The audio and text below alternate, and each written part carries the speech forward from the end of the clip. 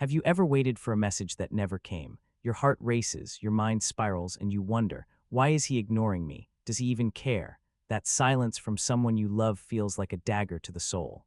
It's a universal experience, yet it's one we rarely understand. Today, we're diving deep into the mystery of why the people we cherish most go silent, using the lens of Carl Jung's psychology to uncover truths that will change how you see love forever. By the end of this video, you'll not only understand the hidden forces behind this silence, but also discover how to transform pain into power, dependency into freedom. Stay with me. This journey will reshape your heart and mind. Let's start with a question. When was the last time someone's silence made you question your worth?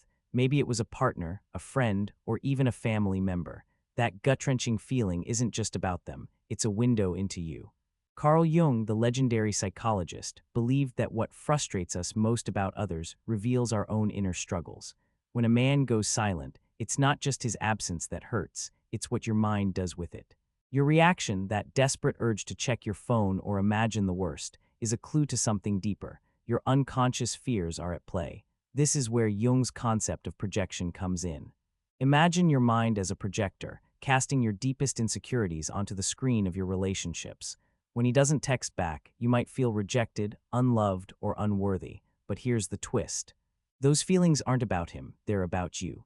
They're echoes of old wounds, maybe from childhood, like a time you felt abandoned or unseen. I once worked with a client, Sarah, who spiraled every time her boyfriend didn't reply within hours. She'd assume he was cheating or losing interest. Through therapy, she realized her fears. Projection is like a mirror reflecting your inner world. When you feel that sting of silence, it's your unconscious saying, "Look at me." Instead of chasing him, pause and ask, "What am I really afraid of?" This shift in perspective is the first step to breaking free from the pain of silence. It's not about fixing him, it's about understanding you. In the next part, we'll explore how societal myths and your inner masculine archetype sabotage your relationship. We've all been fed a lie. True love means constant attention, daily texts, and a partner who always puts you first. Hollywood, romance novels, and social media have wired us to expect a Prince Charming who never falters. But when real men don't live up to this fantasy, we feel betrayed. Jung's psychology reveals why this happens. Your animus, the unconscious masculine archetype within every woman, has been hijacked by these myths. The animus is your inner vision of the ideal man. It's shaped by culture, movies showing men who never waver, influencers preaching if he wanted to, he would. When your partner goes silent, your animus screams, "He's not good enough." This creates a dangerous cycle. You judge him, demand more, and push him away. I saw this with my friend Lisa, who ended a relationship because her boyfriend didn't text her daily. She later realized her expectations came from binge-watching rom-coms, not reality. Her animus was holding her hostage to an impossible standard. Here's my take: these myths aren't just unrealistic, they're toxic. Real love isn't a movie. Men are human, dealing with stress, insecurities, and their own inner battles. When you expect constant contact, you're not loving him, you're demanding he fits a fantasy. Jung taught us that true connection comes from accepting reality, not chasing ideals. By letting go of the perfect love myth, you free yourself to see your partner as he is, not as your animus demands. This doesn't mean lowering your standards, it means aligning them with reality. A man's silence isn't always rejection. Sometimes it's him processing life. In the next section, we'll dive into the shadow, your hidden fears. Jung's concept of the shadow is the part of you that you hide, your fears, insecurities, and beliefs you don't want to face. When your partner goes silent, your shadow wakes up, screaming, "You're not enough. You'll be abandoned." These aren't just thoughts, they're programs running deep in your unconscious, often from early experiences. For me, this hit home when I noticed how my own anxiety spiked when a partner didn't reply quickly. I traced it back to a childhood memory of my mother leaving for work trips, leaving me feeling invisible. Take Emma, a woman I mentored. She'd text her partner obsessively when he didn't respond, convinced he was pulling away. Her shadow belief was, if I'm not perfect, I'll be left. This drove her to control and demand, pushing him further away. Jung says the shadow thrives in denial. By ignoring it, you let it control you. But when you face it, when you say, "I'm scared of being Here's my insight: your shadow isn't your enemy, it's your teacher. Silence triggers it, but that's a gift. It forces you to confront what you've buried. Try this: next time silence hits, write down what you're feeling. Name the fear. Is it abandonment? Unworthiness, then ask, where did this come from? This act of self-awareness is the first step to healing. In the next part, we'll explore why men and women process intimacy so differently. Jung's psychology highlights a profound truth. Men and women navigate intimacy differently. Women's unconscious often craves connection, merging with another. Men's unconscious, however, leans toward autonomy and separation. When a man goes silent, it's not always about you. It's often his instinct to protect his sense of self. Intimacy can feel like a threat to his identity, triggering a primal fear of being consumed.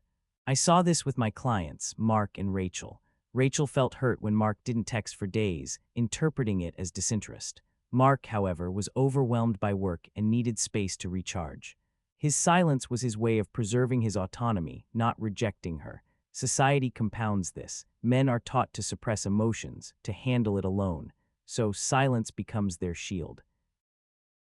My analysis: women often misread this silence as a lack of love because we're conditioned to prioritize connection. But for men, silence can be love's protector, a way to process emotions without losing themselves. Understanding this difference is key. Instead of demanding contact, give him space.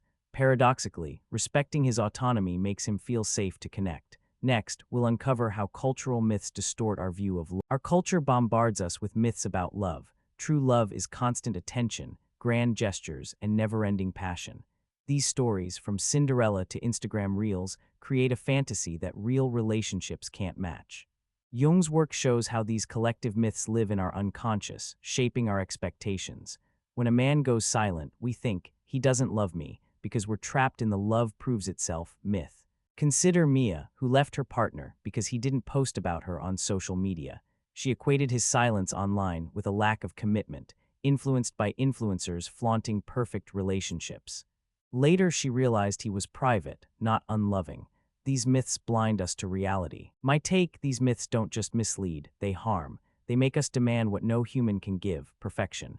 Real love thrives in the messiness, in silences, struggles, and imperfections.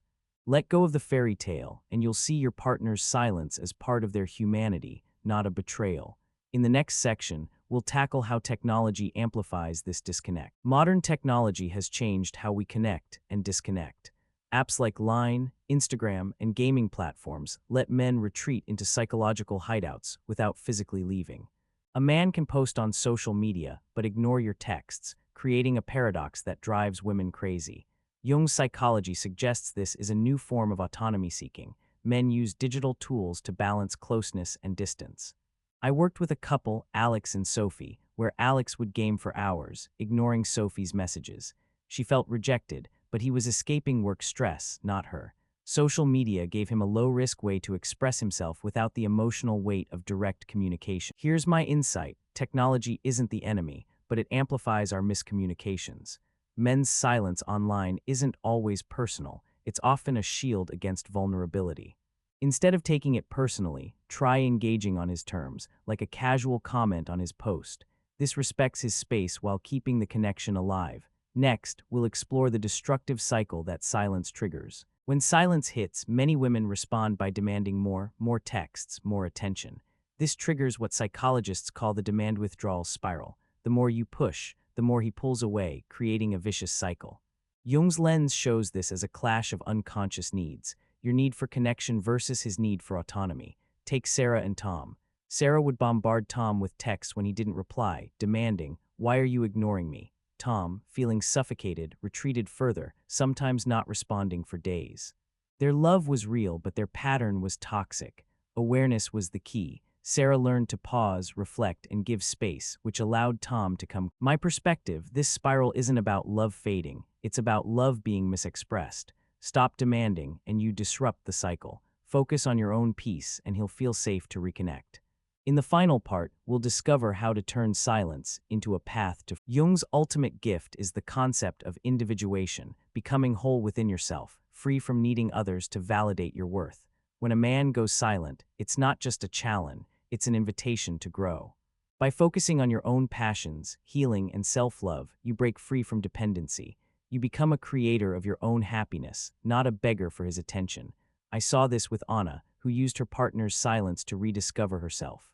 She took up painting, reconnected with friends, and journaled her fears. As she grew, her partner noticed her newfound confidence and started reaching out more. But more importantly, Anna's happiness no longer depended on his texts. Here's the lesson: silence isn't your enemy, it's your teacher. It pushes you to face your fears, shatter myths, and build a life so full that no one's absence can dim your light. Start today. Journal one fear, try one new hobby, and remind yourself, I am enough. This is your journey to freedom. Love will follow, not because you chased it, but because